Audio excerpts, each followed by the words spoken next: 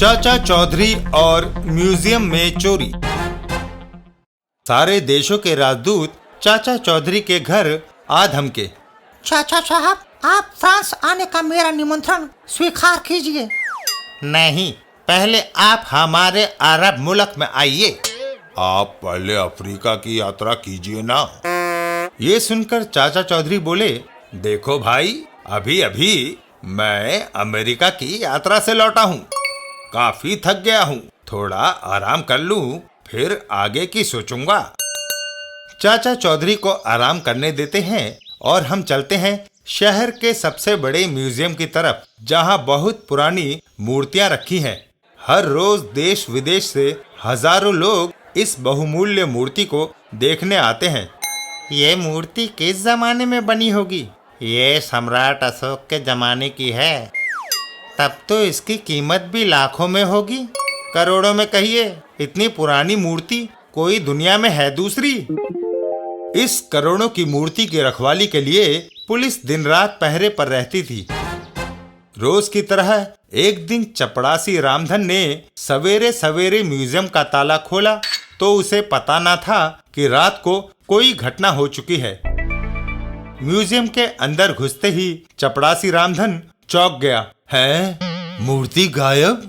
वो तुरंत म्यूजियम के डायरेक्टर के पास पहुंचा। क्या बकते हो? इतना कड़ा पहरा होते हुए मूर्ति कैसे चोरी जा सकती है? डायरेक्टर तुरंत पुलिस को फोन मिलाता है। Hello police. पुलिस का गुप्तचर विभाग सक्रिय हो उठता है। पीछे की खिड़की का शीशा टूटा हुआ है, इसमें से हाथ डालकर चिटकनी खोली गई। वह चोर अंदर आ गए। जासूस म्यूजियम के पीछे जाते हैं। थोड़ी दूर जाने पर उन्हें एक लाश मिलती है। अरे ये कौन है? रात को पहरा देने वाले सिपाहियों में से एक है। लगता है चोर ने उसे गोली मार दी। रात को जब चोरों ने गोली से उस सिपाही को मारा या खिड़की का शीशा तोड़ा, तब दूसरे सिपाही मदद को क्यों ना आए?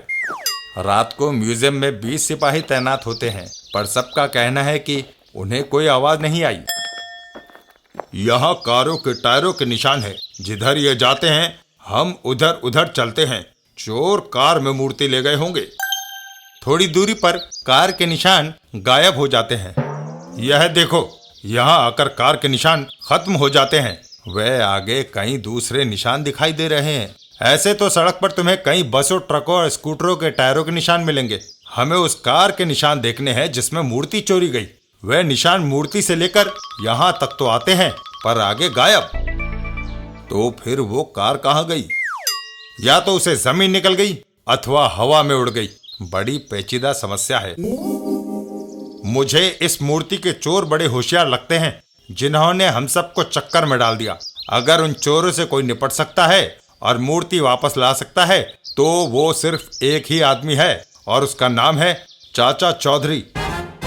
अगले ही दिन गुप्तचर विभाग के जासूस और पुलिस इंस्पेक्टर चाचा चौधरी के पास पहुंचते हैं। आइए इंस्पेक्टर साहब, कैसे आना हुआ? चाचा जी कुछ मत पूछिए। म्यूजियम में मूर्ति चोरी जाने की खबर आप अखबारों में पढ़ ही चुके हैं।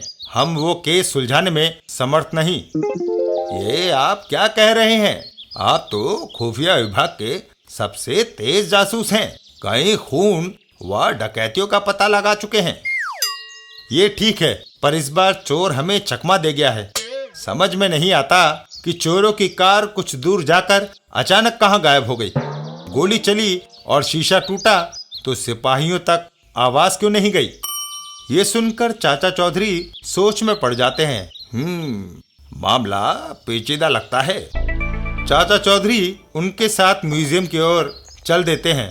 चाचा जी, मैं भी चलूं आपके साथ? नहीं साबू, इस मामले में ताकत की नहीं, अक्ल की जरूरत है। जरूरत पड़ी तो तुम्हें बुला लूंगा। म्यूजियम में चाचा चौधरी जांच शुरू कर देता है। यह देखो, यहाँ पर उस चोर के कुछ बाल गिरे पड़े हैं। बालों से हमें क्या लेना?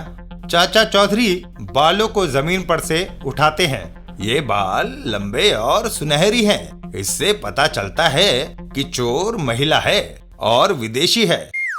लंबे बाल तो लड़कों के भी हो सकते हैं।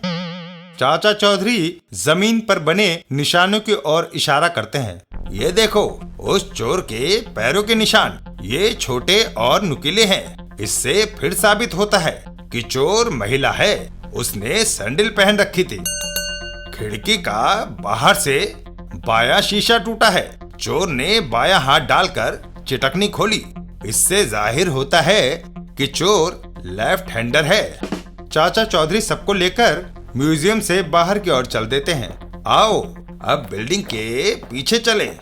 बिल्डिंग के पीछे पहुंचकर, डायरेक्टर साहब, उस रेलवे लाइन से रात को कोई गाड़ी जाती है? जी हाँ, एक एक्सप्रेस रात के 12 बजे और उसके 10 मिनट बाद एक पैसेंजर ट्रेन। अच्छा, तो अब सुनिए कि गोली चलने और शीशा टूटने की आवाज क्यों नहीं सुनाई दी। जब पहली ट्रेन गुजरी तो चोर ने गोली मारकर सिपाही को सुला दिया। दूसरी ट्रेन गुजरी तो शीशा तोड़ा। ट्रेन की आवाज में दोनों आवाजें दब गई और किसी को कुछ पता न चला। ये सुनते ही सभी हक्के बक्के रह गए। पर चोर की कार के निशान कुछ दूर जाकर गायब क्यों हो गए? क्या वो कार हवा में उड़ गई? वह चोर महिला पकड़ी जाएगी?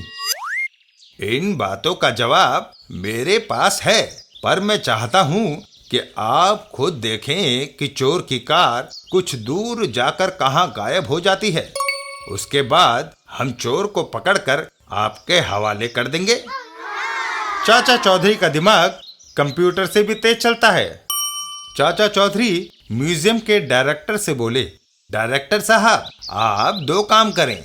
मूर्ति के फोटो आपके पास होंगे ही, उन्हें दिखाकर वैसी ही मूर्ति बनवा लें और जैसा मैं कहूँ वैसी खबर अखबार में छपवा दें।